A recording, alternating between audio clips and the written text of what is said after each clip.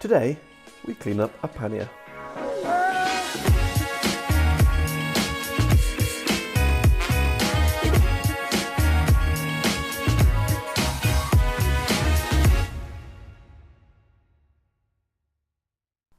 The Hornby Pannier has been a staple of a lot of people's railway modelling starter. Cheap and cheerful and a nice place to start with. But as you move further into railway modelling and get a bit more serious, these engines can often be put to the wayside and sometimes even sold on to fund newer, better offerings like the Bachmann Pannier. But today we go back to basics and try to make a Hornby Pannier look better for the same sort of price as the newer Bachmann variant. A brand new Bachmann 64XX on Hatton's website is £74, so that is our budget. I got this pannier on eBay for about £30 and that's roughly the going rate for this sort of model. The details that I'll be adding to it are etched number plates from Narrow Planet, Allen Gibson tapered buffers, Hornby cosmetic screw couplings, Allen Gibson smoke box start, mainly trains safety valve bonnet, dark castings driver and fireman, transfers from the HMRS sheet, bit of glue and glaze, bit of coal in the bunker, and a dash of weathering all round.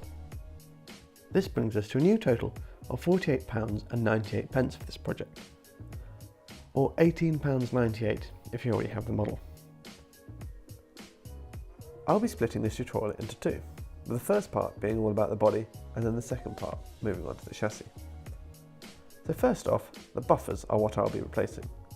A photo of the prototype from towards the end of its working life shows that the loco that I'm modelling retained tapered buffers throughout its working life, unlike with buffers it's currently provided with.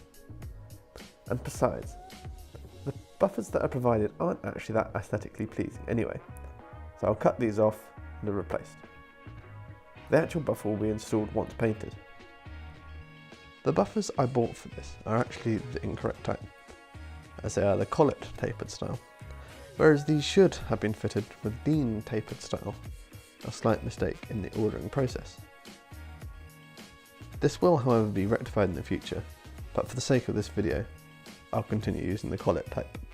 This is then followed by the removal of the current coupling hook, and then the trial fitting of the new coupling. However, this won't be left in place as the buffer beams still require painting. Next, the smoke box dart is cut away and the new dart is fitted.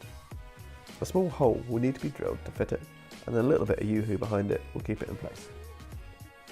Now, grab the new safety valve bonnet. This will need a little bit of cleaning up to remove any flash around it, and the removal of the old one will need a little bit of work as it's glued in fairly tightly, but as it is separately fitted, it will come out eventually, just be careful not to damage the rest of the model. A little bit of yoo-hoo again, and the new bonnet is in. Before we paint it, a quick file of the cab side number plates are taken, just to get rid of the raised surface so that the new plate can sit flush to the cab side. And now it's time to paint it. A quick pass of red first for the buffer beam, and then onto green for most of the body, and lastly finishing with black for the smoke box, the roof, and the running plate. A little bit of detailing with paint is followed next, with a little bit of gold around the cab windows with a paintbrush to mark up the window frames, and inside the cab, painting the controls, pipework and gauges, all suitable colours, which as many people will now tell you, the regulator is not red. Don't paint it red. For the love of God, don't paint it red, you'll be hated. Avoid red paint at all costs. Whilst in the cab, the drive and fireman can be painted up and installed as well, with a real coal load added to into the bunker, with the existing moulded coal load easily popping out. The cab windows can now benefit from a little bit of glue and glaze once all the previous paint has dried. The final steps on the body are the numbering and the insignia. The edge plates are easily installed now that the pre-existing ones have been filed down, and just a little dab of yoo-hoo on the back and you're away.